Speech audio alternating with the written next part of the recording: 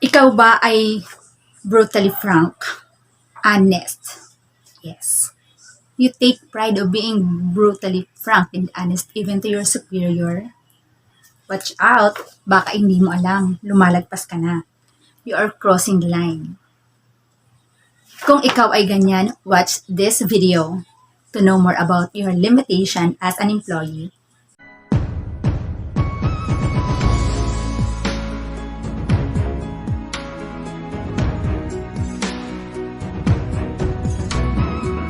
All of you, this is Wency Flores, a school head for 10 years and a teacher for 17 years.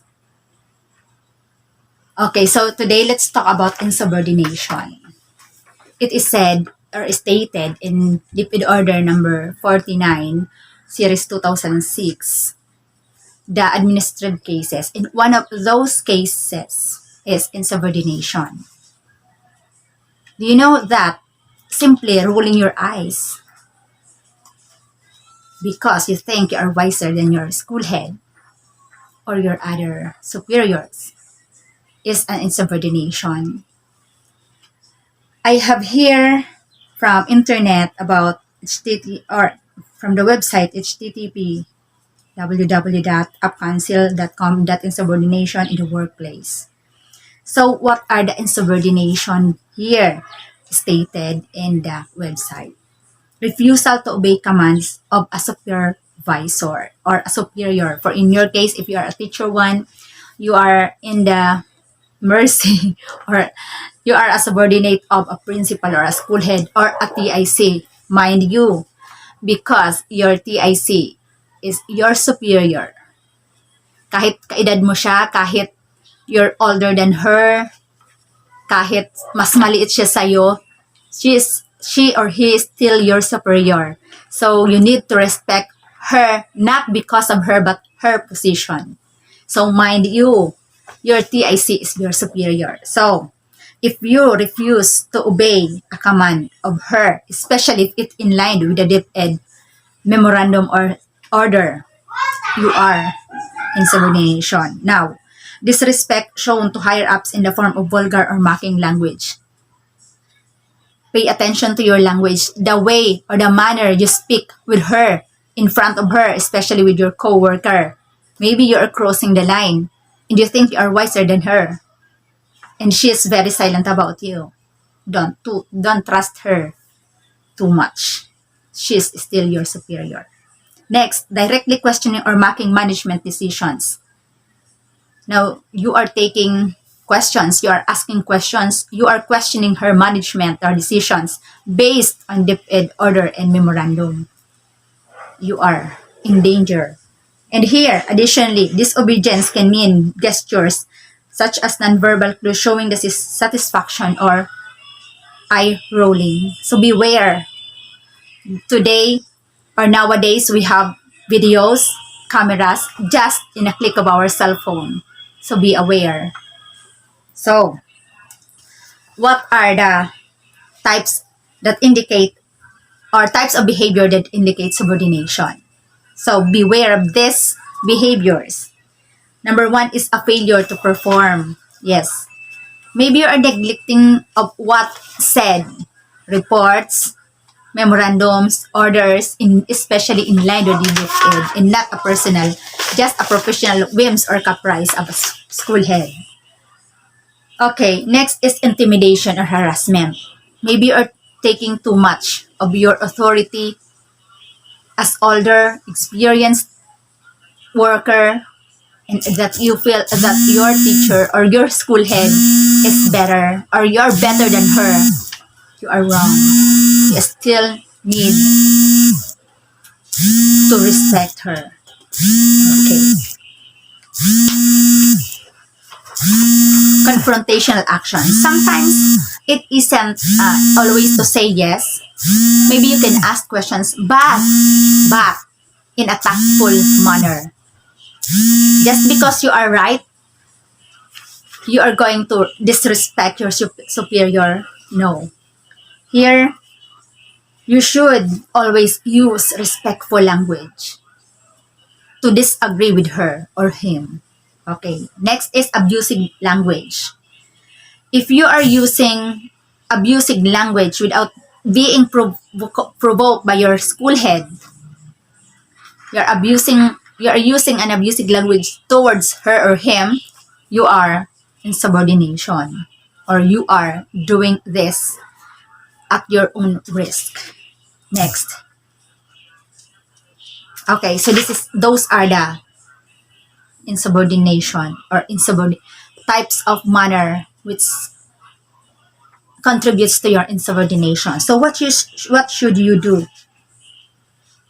As a manager, here are the things that we should do so that we can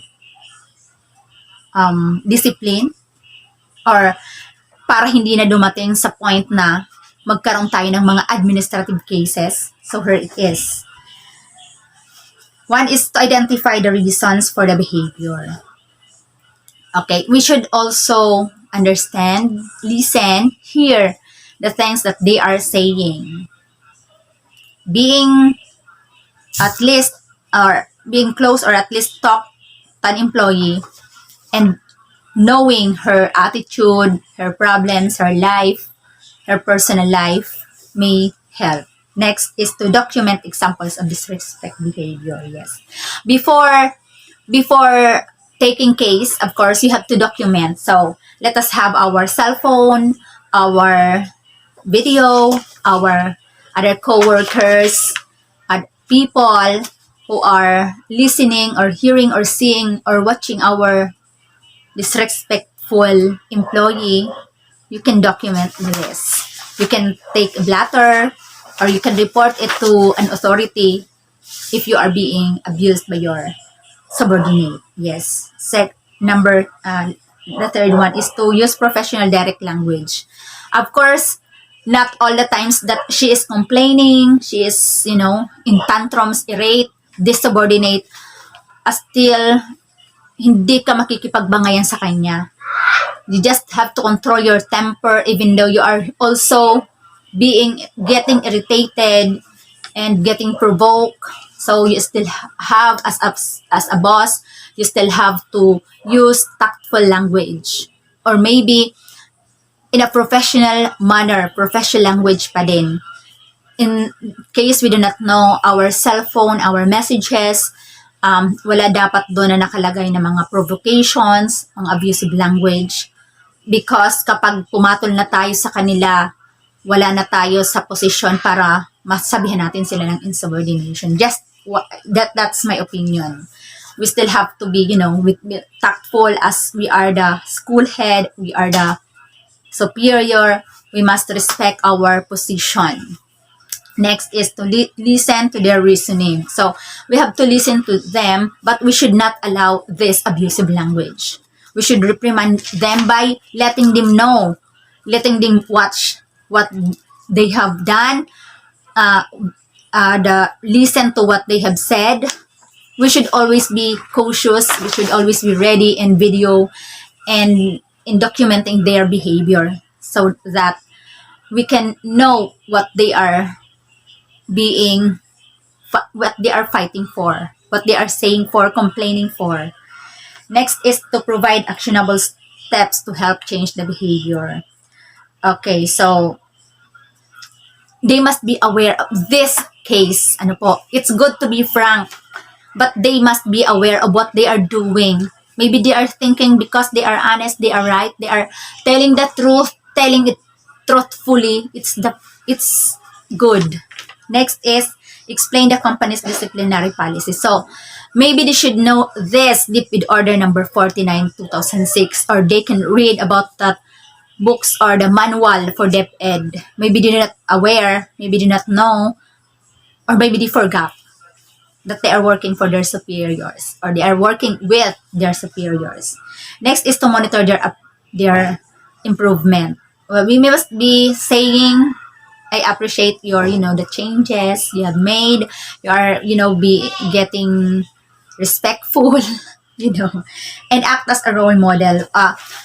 In my case, I try to control my temper when it is not here. I try to control, not to mention, not to announce anything before I confront the person. Yes, I tried to really to take control of my emotion. Next is to remain available for discussion. Of course, we can talk in a manner na yung parang pag video ka, you're still calm. Work, let us no, let us accept this. We can show our anger in our own houses, in our family, but not in our work. If we lost our work, we lose our job, we lose our income, our permanent income. So, it's getting difficult for us to live, especially in this pandemic. So, we must value our profession by valuing our superiors. And I have heard a lot of of employees who talks ill about their bosses. Beware. Po. Questioning them, critiquing them, especially in other people, with other people listening to you. You are in a risk. You're at risk by telling them how bad your boss is. Your boss will, it is not forever to stay with you. If you can, then transfer. If you can, then just go with the flow. It's not forever that you are going to work with your boss, but stay being respectful, not with her, but with her or with his position. Because your job depends on the quality of you as a worker.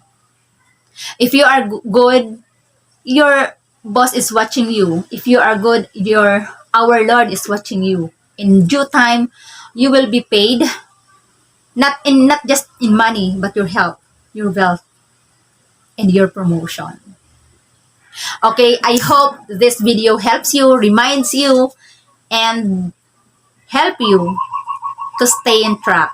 Let us love our profession. Let us love our job. Even if it's so menial, it's so manual, and it's so difficult. We should be glad that we have our job, especially in this time of pandemic. We are lucky and we are blessed to put food in our table because we have a job. Thank you so much. See you in our next video. Bye.